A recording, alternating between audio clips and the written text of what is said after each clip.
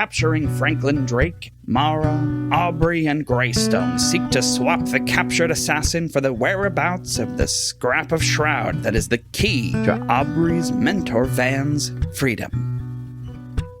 You are driving a winding path down into a canyon. This whole thing has been sort of up on the top of this plateau where rivers have carved channels and canyons and hoodoos and left great pillars standing alone as water has worked on this landscape over eons.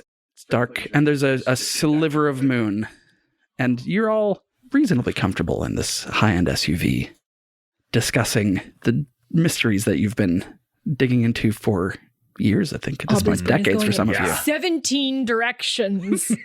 She's not useful socially right now. I think Mara kind of grips the steering wheel and is trying to... She's a good driver. Yeah.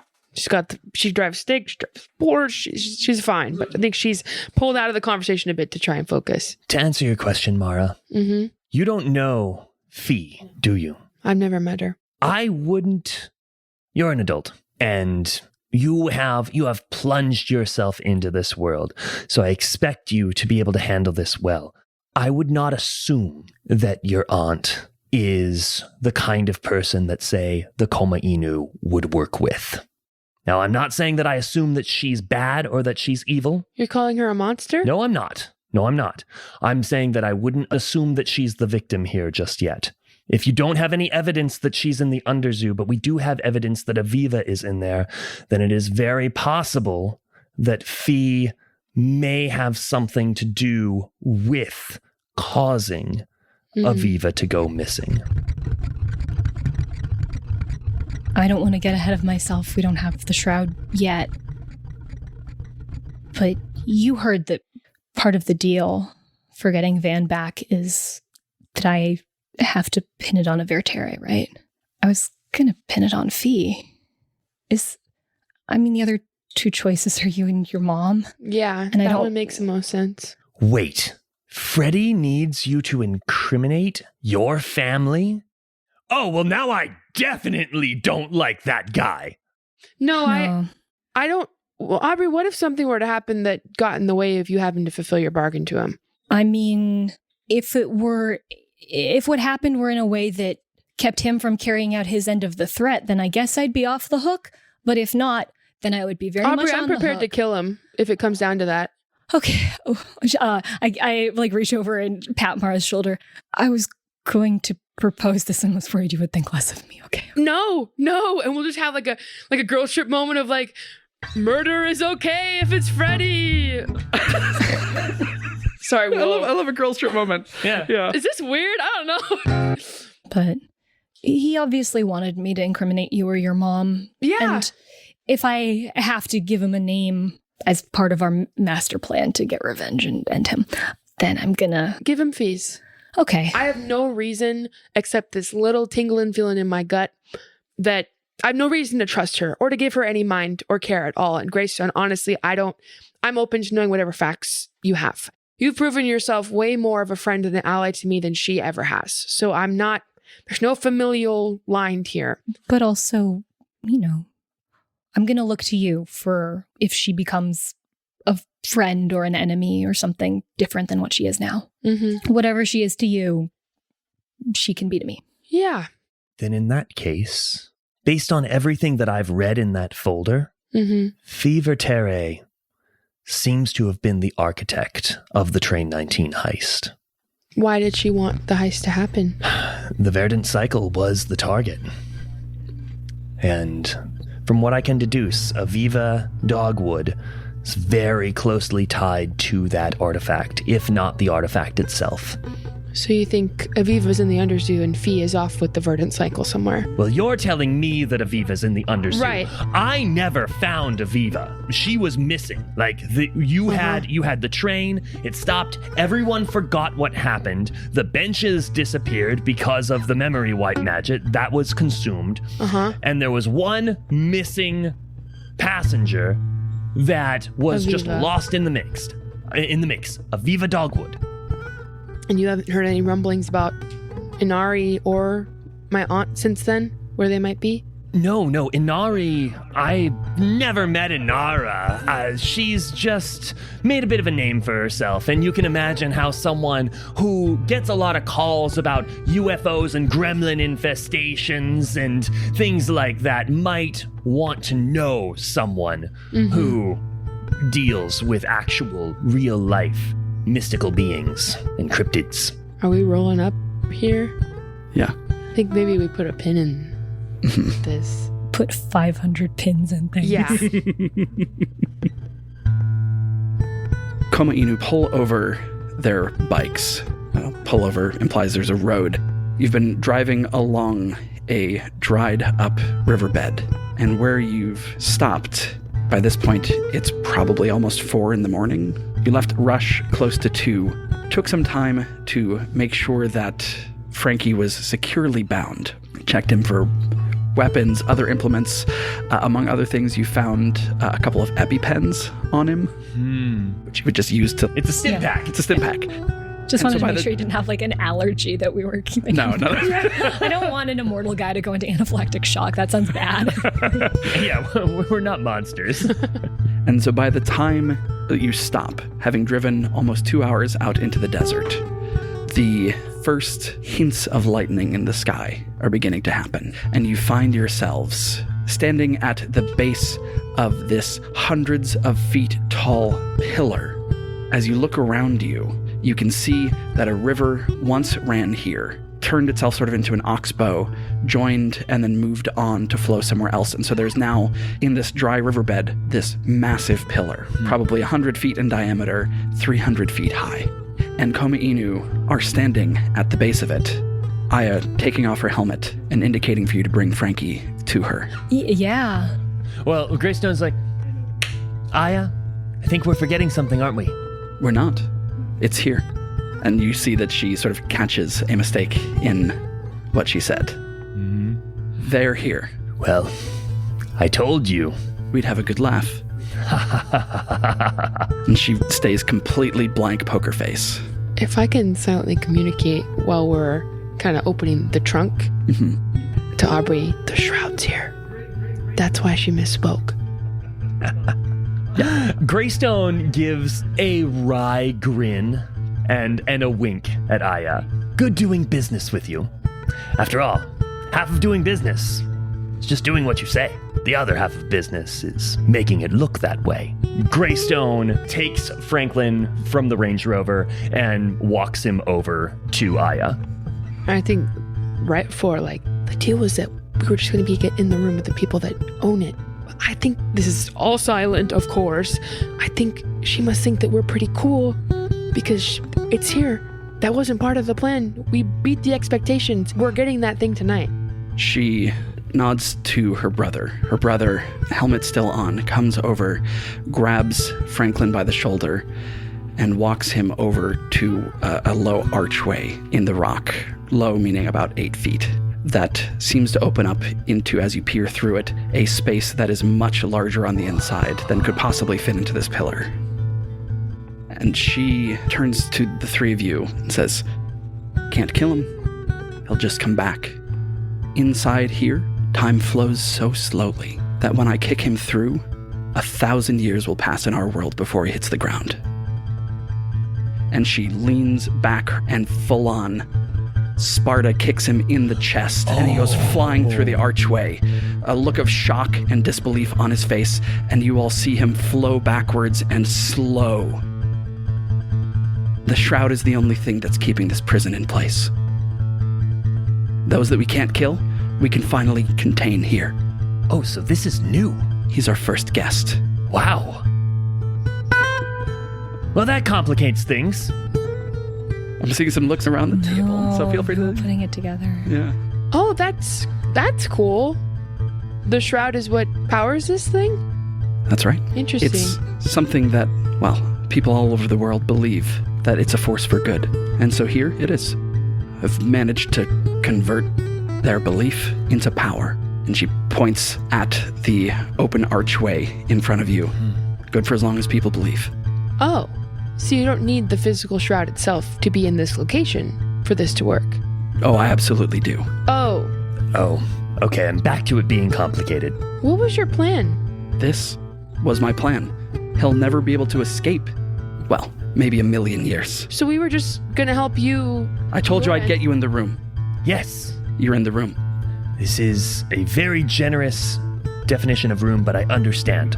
Tell you what. The reason why I'm being blackmailed by someone who's threatening a friend of mine and many others, who the person we originally stole it from, and he needs it back. And if he doesn't get it, he's gonna hurt so many people. And if it is of interest to you, given your mission and your beliefs and the fact that by keeping it here, you're going to put me and many others in a very dangerous position, it is perhaps of relevant information to you that he's a vampire. And so you're suggesting what? That you kill him. We're going to. We're going to have to if we don't go back with the Shroud. You're better at doing that than we are. What kind of vampire? Creative patron. He draws work from people and leaves them without anything. I looks to Yoshi. Yoshi, you know anything about these? He just shakes his head. We don't know. Well, his no means not yet.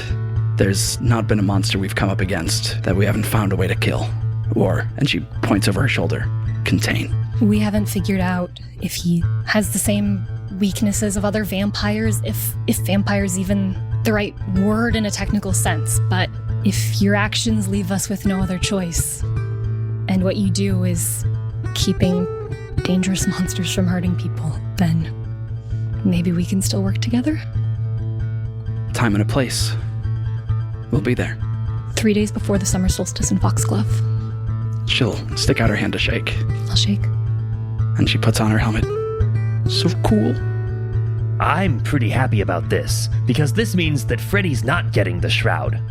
Yeah, this probably is the best case scenario. I'm gonna have to convince myself of that on the flight back, but I'll get there.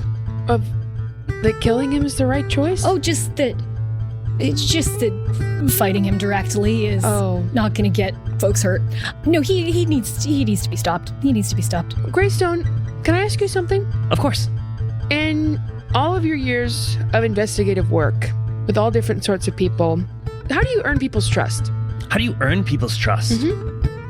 Well, And maybe a follow-up question. Have you ever, in certain situations, intentionally planted a spy or intentionally planted a mole? And if so, could you help me do that?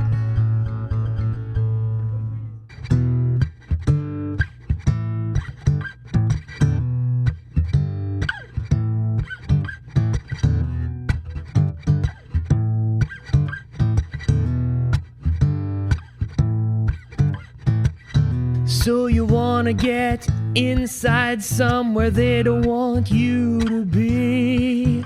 I do. You're gonna have to find a way to get in that's past security.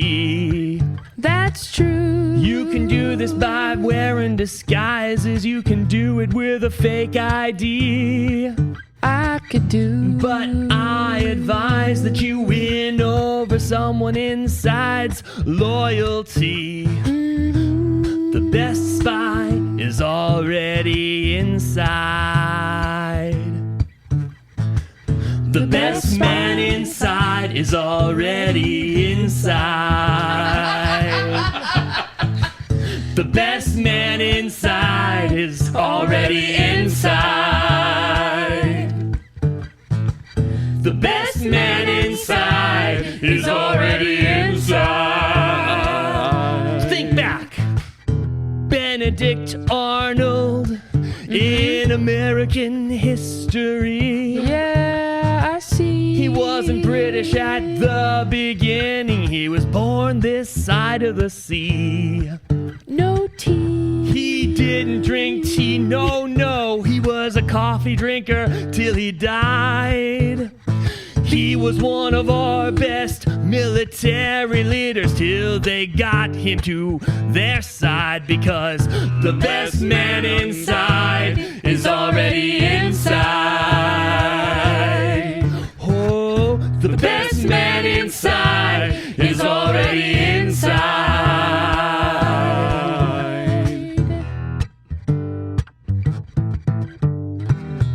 You can do this many ways. You can make one of any plays. I'll tell you what they do in the military.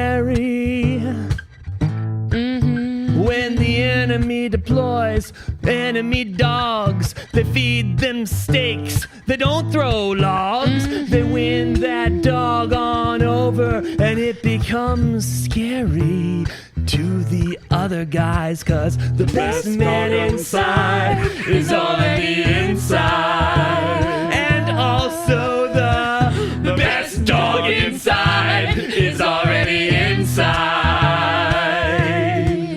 Also, the best mole inside is already inside. There's a lot of animals inside. The best mole inside is already inside. So let's review. The best man inside is already inside. The best dog inside is already inside. The best mole inside is already inside. And the best plant inside is already inside. Because the best thing inside is already inside. The best thing inside is already inside. If you want to find the very best kind of spy, you gotta know the best man inside Is willing to take a bribe. Yes, keep going.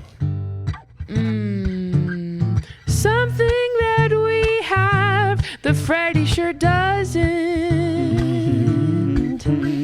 Is loyalty and kindness to the people we employ. Maybe a change of scenery, a change in salary is something that they'd enjoy if they're already inside. Best man inside is already inside. Oh, the best man inside is already inside. The best man inside is already inside. Willing to change sides. The best man inside. Yeah. I agree. Yeah. Aubrey points towards the archway portal that the guy just pushed through. He's already inside. He is already inside. I was just thinking that as we were sitting here talking. Yeah, he's already there. Franklin Drake says in slow motion as he goes back.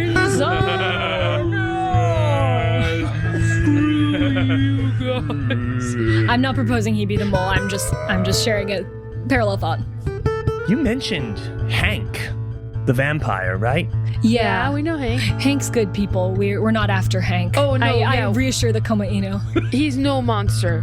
Aya takes her helmet back off. You're friends with a vampire? Well, he's kind of part of our last girls' trip. Yeah, he has a friendship bracelet. Well, which, by the way, and Mara pulls one out and gives one to Aya and one for Yoshi. Yeah. Sure, why not? Yeah. These are for you guys. Thank you. I think they're cool. I don't assume that all vampires know each other, but you might be able to get a little bit of intel. Vampires tend to live a long time. I mean, we're trying to break in there anyway. Yeah. Hank, that sounds like maybe more of a traditional froofy black cape wearing gothic. That's him. Cartoon perfect. But the sweetest guy you'd ever meet. I don't know, something about that name just makes me think. Not the same. If you've seen this creative vampire of yours in the sunlight, not the same. Yeah. And we have. Oh, no, never mind. Good point, Aya. Where did you meet him? Who? Hank. Where did you make friends with him? And I'll exchange a look to these two and ask. Kind of wonder if we should divulge that. I'm thinking no. unless you two have like a reason not to keep talking, Greystone has an idea. Aubrey's just gonna be honest if you guys, but in a useful. Oh, I don't know. Well, the thing is, they're helping us, but wouldn't they want to kill everybody in the Underzoo? Well, no. You're. Oh, They just show. I don't know. They did just show you that they think containment is a viable strategy. okay. Yeah, I guess that there's others interested in pursuing containment of dangerous creatures that have maybe gotten a little bit overzealous in their targets, or have a motive beyond what we've been able to determine for what merits containment. You're talking about the zoo in Foxglove. Yeah. Yeah, the Underzoo. We've been calling it. As good a name as any. Better than mine. Wait, what did you call it? The zoo Oh, okay. in Foxglove. So The top cool. zoo is quite nice. Overzealous is one word for them. You should know the inmates running the prison there. So it's okay if we hate them. We based some of our design on what we learned about them, but ever since the Siren took over there, What? at this point Yoshi puts his hand on Aya's shoulder, she puts her helmet on, and he takes his off. And bristling with anger, don't pretend you don't know. Don't know what. She doesn't, I promise you. If you have something to say to me, go ahead and say it. I saw what you did You saw what I did with the fish? with the fish. Yeah. I That was know helping all of us, wasn't it? there can't be more than a dozen of you in this country. Don't pretend like you don't know where they all are. She doesn't. Again, I promise you. I guarantee you, if I was trying to deceive you, you would be deceived. I don't know where any of them are, besides my mother and myself. And I'll give you that for free. Aya's gonna put her hand up in like a stop motion to him. And he's gonna take his helmet and put it back on. And she's gonna take hers back off. Can they not wear helmets at the same time? Can they not take them off at the same time? I'm Really their tempted way. to ask. I think Mara at this point is very upset. Like, I'm sorry, what part of all of this meant that I wasn't on your side or trying to withhold information from you? He's single-minded. Okay. You and I, we can give an inch. He never will. Did someone hurt him? She gestures to Frankie flying backwards in the doorwell. Yeah. Killed our parents. Yeah. Killed his first love. Not him, but yes. Yes, they hurt him. Well, I think this is all the confirmation I need to know that, complicated relationship with families. I think this is the first time Mara's been maybe really at a loss for words. It's kind of like, look, you all seem like really good people with good hearts and a righteous flame of hatred and revenge, whatever it may be. I guarantee you we're more similar than the ways we are different. I understand where you're coming from. And she kind of gestures to Yoshi, but I can guarantee you that my family's larger agenda is something that, one, I've never been privy to, or two, really wanted any part of in the first place. And I know that my word isn't going to be one that you can easily take in that regard, but I will do what I can to keep maintaining your trust. Thank you, Miss Vertere. Mm-hmm. I didn't tell them my last name. Yeah. No, you didn't. Uh-huh. That's cool. I think she's like a little, like, I'm even frazzled. Wow. Just like give Mara's shoulder a little pat. Yeah, I think she's going to go maybe sit in the car. Wow, I'm so excited that we're all going to work together right before the solstice. So Mara, as you're going and sitting, taking a moment to breathe, you've never really spent any time like this away from the sea. And you expended some power there in Rush. And what you feel as you sit there, in addition to any other gnawing emotions, is a gnawing hunger. Ooh. Yeah, I'm going to have to roll a discipline not to do something. Is that what you're saying? Not today. Okay. Oh, that's scary. I was getting so mad. Not even in character, just in general. That's so scary. Her and I are so alike. Sorry. And you remember back to Freddy's party, to what the fates said to you. You never be free of the power possessing you while you possess it. And you start to see what they meant. That this power is something that you can use. It is something that you can control. But it has a price. Every time you use it, it gets hungrier And there are small ways you can feed it. But you know that your mother feeds it a different way. And you know the stories of all the sailors dashing themselves upon the rocks, trying to reach the siren song. And you know that you just promised to kill someone for the first time in your life. And I, as GM, can't help wonder if those two things are connected. Oh, yeah. Definitely. Ooh. Yeah, if we don't kill him soon, something bad is going to happen. If this energy doesn't get spent on the right person, it's going to get spent somewhere else. That's scary. Okay, well, I think she's like put on some like white noise to try to calm down. Oh, that's wild. What's even crazier is like I was getting upset without even like, sorry, this is like table talk. But like I wasn't even clocking that. I was just getting angry and defensive. Oh, I was goading you a lot. Good. Okay, good. Okay. I was like, oh my God, I'm thinking as her. Yeah. No, wow, that's wild. Because I was like, it's your problem. Like, you want a monster? I'll give you a monster. Truly, yeah. Okay, got it. Uh-huh. Maybe I like slashed our tire or something. No, I'm kidding. I won't. God, I'm so angry. Is there a way that when she feels that emotion, not like using the voice involuntarily, but like the you are so magical, like is there a change in the car or the air around you as that's a good like when as has this it come boils up? I don't think anything on this scale, because we've established the first time Mara ever used a voice, she's like 15 years old. And it doesn't happen that often. And the only times she uses it are on these mysteries. She doesn't use it the way her mother does and the way her mother would like her to in the meetings that she has with all the powerful people in town. Right. The goal that Kat has for those meetings is I say one thing to them and they're loyal to us. You know, or eventually getting the human loyalty and then the extra. Mara hasn't been doing that extra part because she feels terrible about it. And so I think this is a threshold that she's never felt before, like because the usage has never been this high. But I think there have been times in her life where she's lashed out and it's been kind of scary and her mom went in and covered it up. Maybe at school, maybe at college. I think there was probably a time where she was out with some friends and a guy was giving one of her friends too much grief and that guy's not around anymore. Whoa. Maybe not that. Oh, wait, whoa. Maybe not that. Like, maybe like he left town. Yeah, left town or God, sorry, that was too scary. Or maybe or maybe, I don't know if she remembers that, you know? Like werewolf type thing.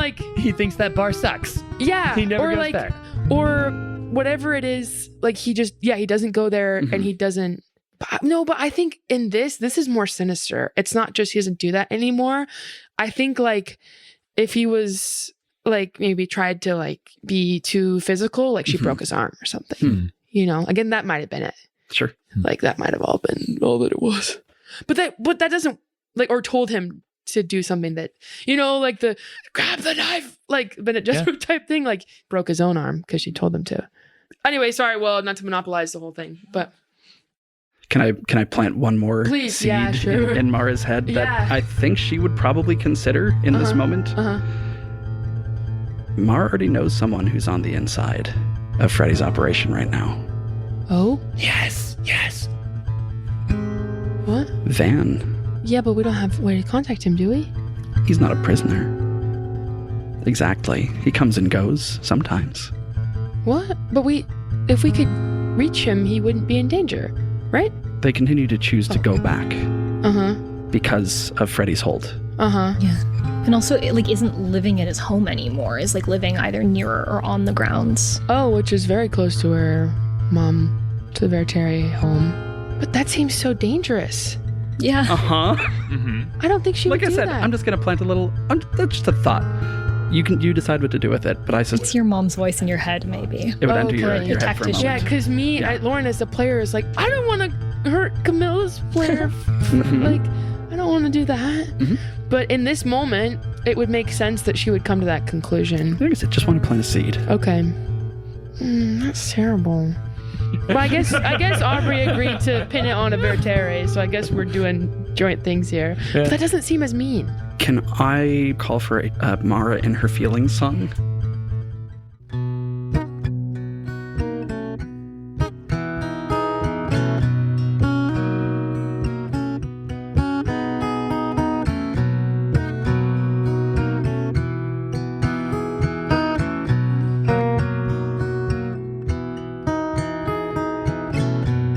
Feeling a gnaw deep inside, one I'm not familiar or known its kind. These two hands, are they my own? Am I responsible for when they end up around a throat?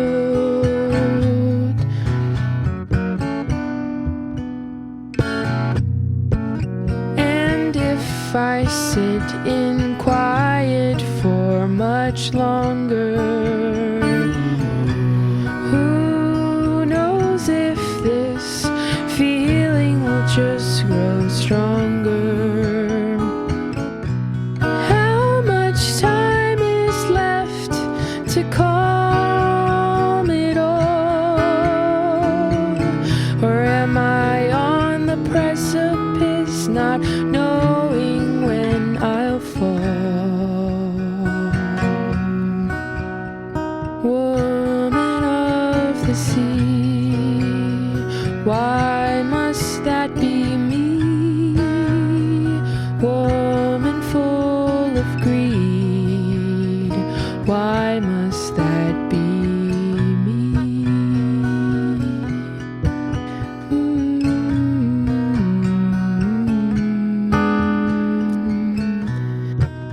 If I don't listen, is it really there?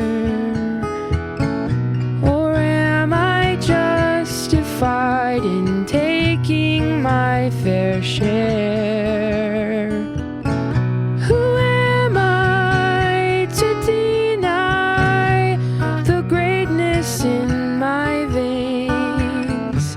Who am I to cause so much pain? Woman of the sea,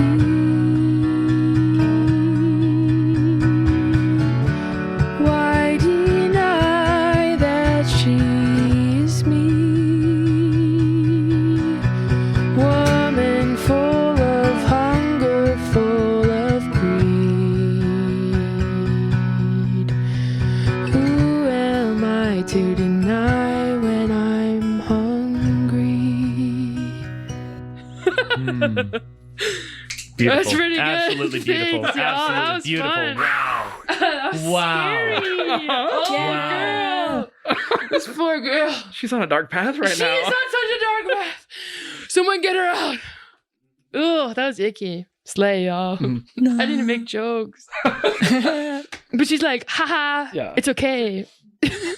She's like, eats a protein bar. Imagine all of this while like listening to a CD of just waves crashing. Yes, truly. Yeah. And not having any dark thoughts at all. No.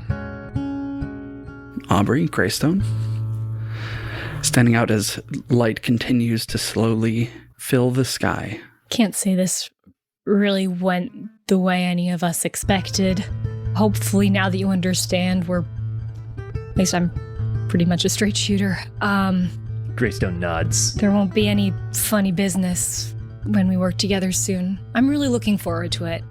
I'm impressed with your competence and your drive. And having helped you with this, I hope that you can do the same for us. I will just say, and again, I mean no offense by this, because I think both of you are very cool, and I don't want to damage the tentative alliance and friendship we've just built. Mara is the most important person to me in the world, and so if you want to do anything against her, go through me first. Okay? Any fist you raise against her, raise it against me. You know, any words that you have of anger. She's a good person. She really is. And the only thing that I think can get in the way of us really having an incredibly successful, fun adventure around the summer solstice where we take down my personal real nemesis. You're gonna hate him so much, it's gonna feel so great when we take him out. Is if you have lingering anger towards Mara that you haven't gotten out yet, and I won't stand for it. Aya says, monsters are as monsters do. And Yoshi knows that. Most of the time, I take point for a reason. Don't give us reason, and there won't be any monsters to kill but the ones you point us at. Fair enough? Yeah, I just want you to know that if there's ever a situation where you deem her a monster for any reason, it would be correct thinking on your part to assume I'm a monster too. She looks over her shoulder at Yoshi, who nods. She turns back to you. Let's hope it never comes to that. I hope not. I think you're both great. Are we close enough to hug goodbye or not? Are we there? I can't read this at all. She spreads her arms just a little bit. I give her a hug. And the thing that you notice more than anything else is that what you hug isn't flesh, but the armor that motorcyclists wear to protect themselves against skid. Mm-hmm. And she sort of gives you a awkward couple of pats on your back. Oh, I'm an awkward hugger. Aubrey's not good at giving hugs. She's just trying desperately to diffuse the weird vibe here. Yeah. I want to give a guitar pick for the kind threat. That was insane. I don't know. If Yoshi seems inclined to hug, I'll give him a hug. Otherwise, I'll give him a handshake or a predator arm handshake or something. I don't know how he's feeling. Ayakan leans in. It's like, he barely hugs me. I'll offer him a predator handshake then. Both of your biceps flexing large as you lock hands. Greystone, any more business? Or do we finish our girls' trip? Well, we've only really gone to a few places. We went out into the desert, we went to Rush, and then we went back to the desert eventful. To see this enormous, timeless prison. Majestic. Yes, and then of course you've been to the Minty Scoot. Refreshing. Yes. I don't feel like that's very much of a girl's trip. I think Mara wrote on the window, I could really use something fun right now. Something fun for Mara as the sun comes up. So let's close this mystery out with a list song of wild places in Asteroid City. Yes. And as the credits roll, it's like photos of selfies of like a digital camera of Greystone, Aubrey, and Mara at these cool places like peace signs. The Polaroids. The Polaroids, yeah. Their trip. We've definitely got a photo of each one of us wearing Greystone's hat. Yeah, it's in the scrapbook in the office of Foxley, or in the lighthouse. I heart Asteroid City. Put it on a t-shirt. I heart Asteroid City with my girls. Put it on a t-shirt. I heart Asteroid City. Put it on a t-shirt. I heart Asteroid City with the girls. Put it on a t-shirt. A tumbleweed rolls by. We're chasing it like the Beatles crossing Abbey Road. A flying saucer in the sky. Or is it just a light show? There's so much fun to be had as the sun is coming up. All night a girls' trip, we can never get enough. I heart Asteroid City. Put it on a t-shirt. Put it on a t-shirt. I heart Asteroid City with my girls. Put it on a t-shirt. Put it on a t-shirt. Now there's two. Put it on a t-shirt. Getting a scoop at ice cream shop. Spill it on my t-shirt. t-shirt. And Greystone's one of the girls. I don't see why not. He gets a t-shirt. Oh ho, put it in the scrapbook. We all got the same t-shirt. And we'll wear it when we get home to Foxglove. What's the t-shirt say? I heart Asteroid City. Put it on a t-shirt. I heart Asteroid City with my girls. Put it on a t-shirt. Getting a scoop at the Minty Scoop. Let's list all the flavors on this thing. Denumint, The experiment. Wintermint. condiment, Peppermint. Detriment. Disappointment. Contentment. Moroccan mint. Andean mint. pistachio, That's actually creme de mint. I heart Asteroid City. Put it on a t-shirt. I heart Asteroid City with my girls. Put it on a t-shirt. The three of you riding on a bicycle built for 10. And riding right behind you is an entire mariachi band. Riding through downtown past the roller coasters. You're the stars of this show. Hey, And the mariachi band is saying, Mi corazón, Asteroid City. Put it on a t-shirt. Mi corazón, Asteroid City. I think it'd be Call me girls. Put it on a t-shirt. I heart Asteroid City. Con mis chicas. Put it on a t-shirt. I heart Asteroid City with my girls. Put it on a t-shirt. Mara Vertere is Lauren Drake. Find her on socials at La Drake and performing around Seattle with We Have Some Notes. Aubrey Stump is Camilla Franklin. Find her on Instagram at Camillastrator. Camilla also does all the art and visual design for our show.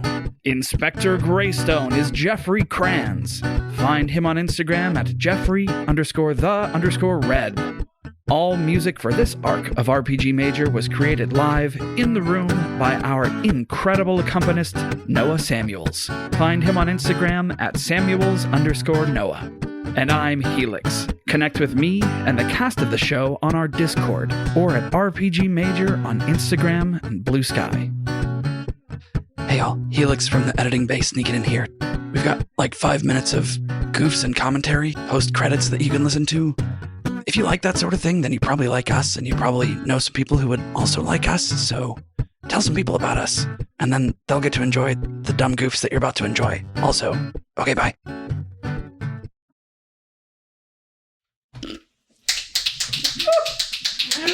Oh, man. Better than a t-shirt. Yeah. So, yeah, that's what we're I think that's it. One thing that Strong work, y'all. one thing I want to say out loud so that I can remember it for next time Yeah.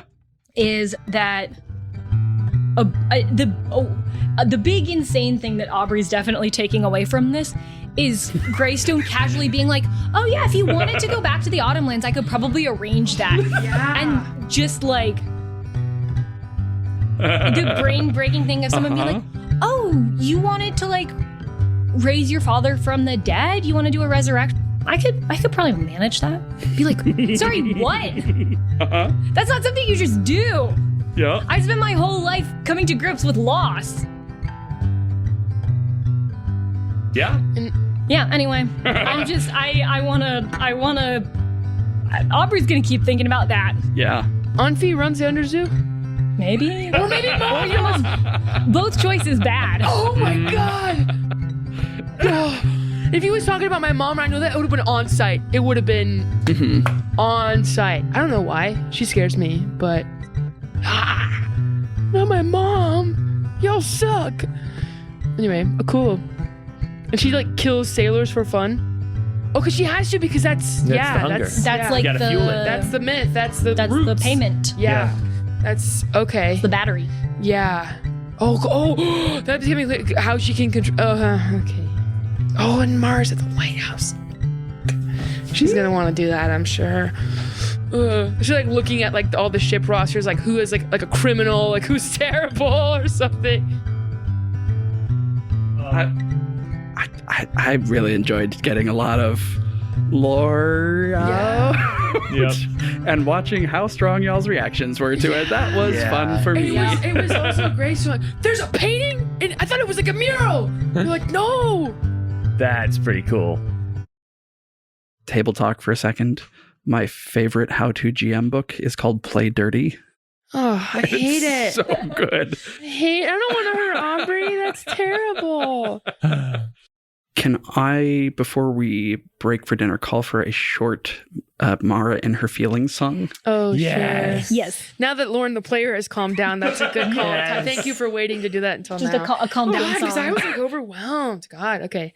Sure. Yeah, and thank you for rolling with me. Yeah. And Taking the bait. and trusting me enough that like this is okay. Oh, of course. I yeah. genuinely appreciate that. Oh yeah, it's good. This is exciting. This is why I picked this archetype.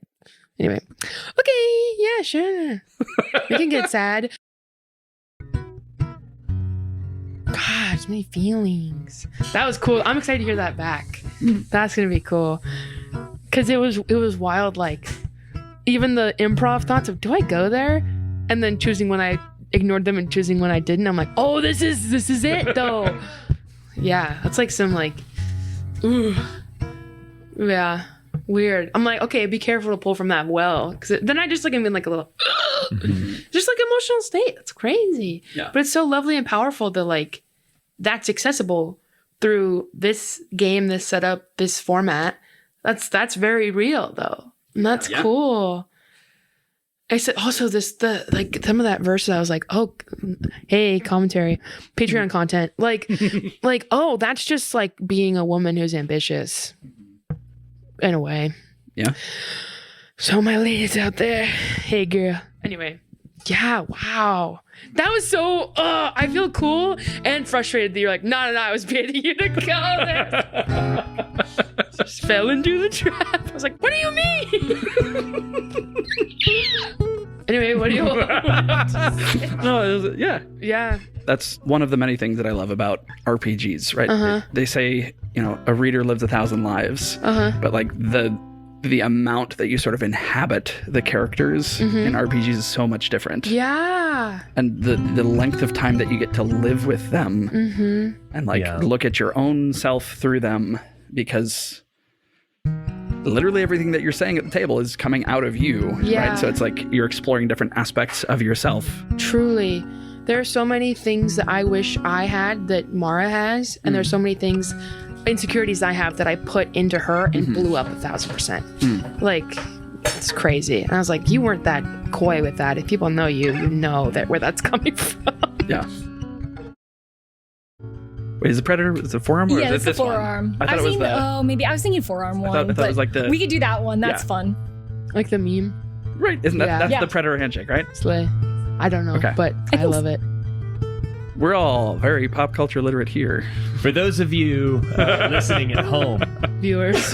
the final type of handshake that was just mimed is very similar to what you would see in an arm wrestling match. Yeah, it's like an so arm wrestler. the elbow is halfway out between the shoulder and the hand, but there's about a 90-degree angle and it's bent up. Honestly, it's just a shout out to NADPOD where they give a lot of Predator handshakes, and I've only heard it, and I've never actually, because that's also a podcast. Oh, their viewers aren't. Viewing? Their viewers aren't Viewers viewing. bits. I feel like we're good. I'm gonna cook some food. I'm gonna hit stop. Bye, y'all. Cool. Bye, Good viewers. night. Viewer, I hardly know her.